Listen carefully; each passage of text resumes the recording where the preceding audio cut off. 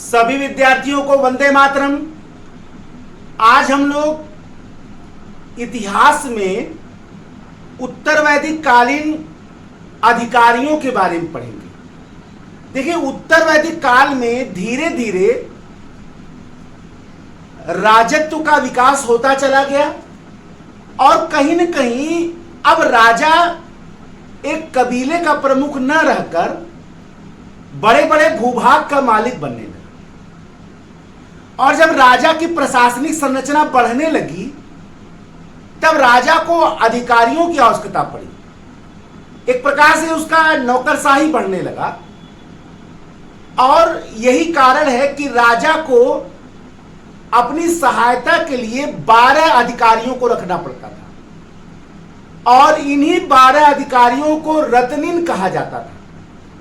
आपके यूपीएससी या यूपीपीसीएस या कोई भी प्रतियोगिता परीक्षा के प्रतियोगिता एग्जाम में यहां से प्रश्न जरूर बनेगा और मैं अपने लेक्चरों के माध्यम से इन्हीं कॉन्सेप्ट को आपको पूरा विस्तार से क्लियर करना चाहता हूं। जहां थोड़ी सा गैपिंग हो जाता है उस गैपिंग को भरने का काम हमारा है और मैं यही सोच रहा हूं कि विस्तार आपको छोटे छोटे जो टॉपिक्स हैं जहां कॉन्सेप्ट की कमी होती है उसको पूरा कराया जाए। तो आज हम लोग इन्हीं 12 रत्निनों के बारे में जानेंगे। उत्तर वैदिक काल में राजा की सहायता के लिए 12 अधिकारियों की आवश्यकता पड़ती थी और इन 12 अधिकारियों को रत्निन कहा जाता था। अब प्रश्न यह उठता है कि इनको रत्निन क्यों कहा जाता था? क्योंकि ये अधिकारी अपने कान में एक विशेष प्रकार का रत्न पहनते थे और इस विशेष प्रकार के रत्न के कारण इनको रत्निन कहा जाता था। शतपथ ब्राह्मण में इनकी संख्या 12 बताई गई, 12। शतपथ बड़ी एग्जाम में आपके आ सकता है। शतपथ ब्राह्मण में इनकी संख्या 12 बताई गई है। जब राजसू यज्ञ होता था तो राजा को इनका समर्थन प्राप्त करने के लिए इनके घर जाना पड़ता था। यह याद रखिएगा, बहुत कॉन्सेप्चुअल बात है ये। तो राजा की सहायता के लिए 12 अधिकारियों का वर्णन है जिनको शतपथ ब्राह्मण में 12 संख्या बताई गई है। इनको रत्निन कहा जाता था। आइए आज इन्हीं के बारे में जाना जाए। सबसे पहला जो था वो पुरोहित था।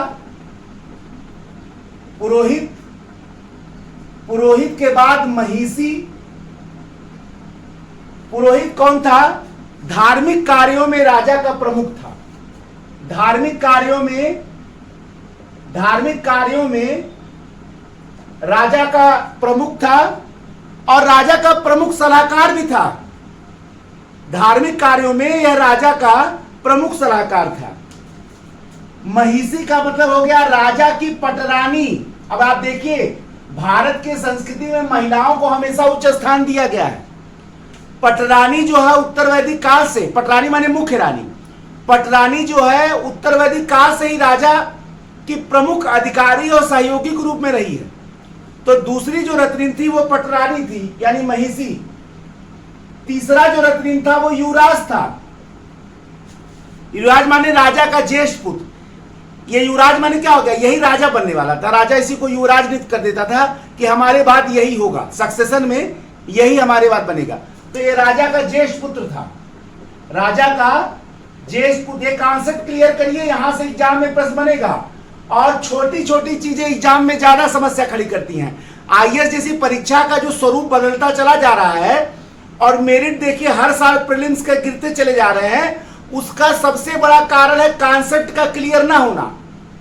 2-4 किताबें पढ़कर अगर बच्चे ये सोच रहे हैं कि बहुत इंटरनल कॉन्सेप्ट हमारा क्लियर हो जा रहा है, ये बहुत बड़ी गलती है।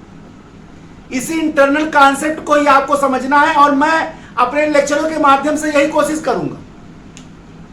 तो यह राजा का ज्येष्ठ पुत्र था, युवराज। इसके बाद है सेनापति। अगला जो रत्निन था वो सेनापति था। सेनापति माने सेना का प्रमुख। जाहिर सी बात है ये प्रमुख अधिकारी तो रहा ही होगा, सेनापति ही राजा का प्रमुख हो गया। इसके बाद अगला जो अधिकारी है वो सूत था। देखिए हमारे पास सबको महत्व दिया गया है। सूत माने सारथी। आपने सुना होगा अंगराज कर्ण को सूतपुत्र अंगराज कर्ण कहा जाता था। ये क्या काम करता था? ये सारथी का, रथों के रख रखाव का कारण देखिए, और ये अधिकारी के रूप में था। भारत के सनातन संस्कृति में हर व्यक्ति को बराबर का महत्व दिया गया, हर को अवसर दिया गया। ये नहीं है कि छोटा है बड़ा है। सारथी 12 अधिकारियों में से एक था। ये माइंड करने वाली बात है। अगर ऑप्शन में आ जाएगा, कॉन्सेप्ट नहीं क्लियर होगा तो लड़का सारथी लगाई नहीं करेगा। इसलिए हमेशा आपको याद रखना है। अगला है ग्रामणी। ग्रामणी जो है वो गांव का मुखिया था और एक प्रकार से ये केंद्रीय अधिकारी था। बहुत, हालांकि था गांव का मुखिया, लेकिन एक प्रकार से केंद्रीय। अब आप अंदाजा लगाइए कि नौकरशाही कितनी मजबूत रही होगी, ठीक है ना। तो ग्रामणी जो है वो गांव का मुखिया था, केंद्रीय अधिकारी के रूप में भी था। हालांकि गांव वाले ही सब नियुक्ति करते थे, लेकिन केंद्रीय अधिकारी के रूप में था और वह राजा के रत्निन में शामिल था। माइंड करिएगा, ये बड़ी बात है और ये आपको याद करना। ऐसा नहीं है कि आप, अच्छा ऐसा भी नहीं है कि आप इसको छोड़ के एग्जामिनेशन हॉल में बैठिए। ये चीजें ऐसी हैं जो आपको मस्ट जानना ही जानना है, क्योंकि यहां से प्रश्न आ सकते हैं, जरूर आ सकते हैं। अगला है छता। छता माने, छता को दवारिक भी कहा जाता था। छता को क्या कहा जाता था? दवारिक। अब ये क्या काम करता था? ये राजप्रासाद का रक्षक था। राजप्रासाद माने राजमहल का रक्षक था, जिसको प्रतिहार भी कहा जा सकता है। जिसको प्रतिहार भी कहा जाता, प्रतिहार माने राजमहल का संरक्षक, प्रमुख अधिकारी। ये भी राजा के रत्निन में शामिल था। अगला था संग्रहिता। संग्रहिता, संग्रहिता कौन था? राजा का ट्रेजरी अफसर था, माने कोषाध्यक्ष। ये क्या था? कोषाध्यक्ष, ट्रेजरी अफसर था। संग्रहिता ये राजा का क्या था? कोषाध्यक्ष था। अगला है भागदूत।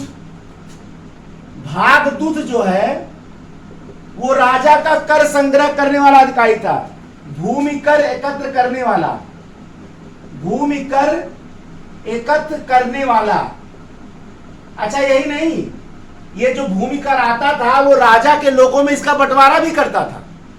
ये भी एग्जाम में आ सकता है। मान लीजिए आप इतना ही जान पाए तो भूमि कर का राजा के सलाहकारों में या राजा के प्रमुख लोगों के बीच में जो बंटवारा होता था वो भी यही करता था, भागदूत ही करता था। इसलिए याद रखिएगा, बहुत इंपॉर्टेंट है। अक्षवाप। अक्षवाप, अक्षवाप एक प्रमुख अधिकारी था। पासा खेलने में राजा का सहायक था। पासा खेलने में, अब देख लीजिए ये भी सब अधिकारी थे। पासा के खेल में राजा का ये सहायक था। पासा के खेल में ये राजा का सहायक था। पासा के खेल में यह राजा का सहायक था। कौन? अक्षवाप। अब ये भी अधिकारी था,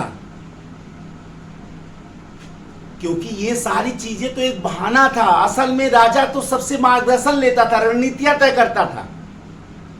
तो अक्षवाप भी पासा, यही आगे चल के शतरंज बना। शतरंज का भी खोज तो भारत में ही हुआ है ना, और यही द्रुत क्रीड़ा भी आगे चलकर हो गया, जो महाभारत में हुआ था, आपने देखा था। पलागल। पलागल, अभी पलागल कौन था? राजा का मित्र था। राजा का मित्र था और विदूषक था, लर्नेड था, स्कॉलर और विदूषक था। राजा का मित्र और विदूषक था, लर्नेड था। कौन? पलागल। ये याद रखिएगा, ये एग्जाम में आ सकता। अच्छा, बड़हों में से क्वेश्चन में सकता। अक्षवाप कौन था? मान लीजिए दो शब्द दे देगा। पलागल जो है वो सूत था, राजा का गांव का मुखिया था, ये दे दिया पहला कथन। दूसरा कथन दे दिया ग्रामणी राजा का मित्र था। कथन 1 सही है, कथन 2 सही है, कथन दोनों सही है, दोनों गलत है। अब तो यहां तो दोनों गलत हो गया। ऐसे इसी 12 में से बहुत सारे प्रश्न बन सकते हैं। इसलिए आपको ये चीजें बहुत कॉन्सेप्ट से पढ़ना होगा। ये थोड़ा कि आप इसको ऐसे बस आसानी से पढ़ लीजिए। ये सारी चीजें आपको अच्छा एक बार 2 बार ये पढ़ने में नहीं होगा, इसको आपको बार बार पढ़ना पड़ेगा। फिर गोविकृत, गोविकृत, गोविकृत जो है वो वन का अधिकारी था। कहां था? वन का अधिकारी। तो हम लोगों ने ये देख लिया कि 12 अधिकारी जिनको रत्निन कहा जाता था। रत्निन कहा क्यों जाता था? क्योंकि कान में विशेष प्रकार का रत्न धारण करते थे। एग्जाम में यह भी आएगा वे कौन से अधिकारी थे जिनका समर्थन राजसू यज्ञ के समय लेने के लिए राजा उनके घर जाता था, तो वो रत्निन ही थे। ये एग्जाम में आएगा। इन्हीं को वीर भी कहा गया, पंचविंश ब्राह्मण में इनको वीर भी कहा गया। इससे अंदाजा आप लगा सकते हैं कि ये महत्वपूर्ण अधिकारी थे। ऐसे ही कॉन्सेप्ट सीरीज टारगेट प्रीलिम्स को लेकर ऐसे ही हमारा चलता रहेगा। एक नए लेक्चर में मैं आपके समझ पुनः उपस्थित होऊंगा। तब तक के लिए जय हिंद, जय भारत, वंदे मातरम।